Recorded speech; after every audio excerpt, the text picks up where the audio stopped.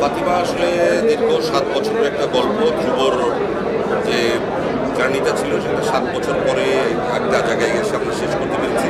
গল্পটা শুরুতে ছিল দাহকাল, তখন গল্পটা একরকম ছিল, কিন্তু পরে নানা কোভিড এবং আরও কিছু অর্থনৈতিক বিষয় সব কিছু মিলিয়ে যেটা হয়েছে যে তারপর গল্পটা ও আবার সাফল করেছে।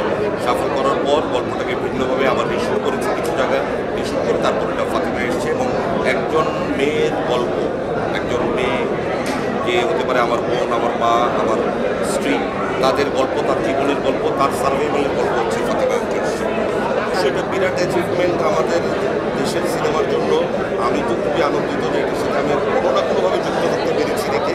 আর আমাদের ইয়াংরা এখন যে সিনেমা করছেন বা তাদের ভাবনার জায়গাগুলো যেই জায়গায় গিয়ে পৌঁছেছে, তাতে আমার বিশ্বাস আমাদের যদি হলগুলো আরও বাড়ে, মানে আমি সিঙ্গেল স্ক্রিনের কথা বলছি, সিনেপ্লেক্স তো আছে, সিঙ্গেল স্ক্রিন যদি আরও বাড়ে তাহলে হয়তো আমরা বিশ্ব দরবারে বাংলাদেশের সিনেমা নিয়ে আমরা জোর গলায় কথা বলতে পারবো যে হ্যাঁ এটা আমাদের সিনেমা, এটা বাংলাদেশের সিনেমা।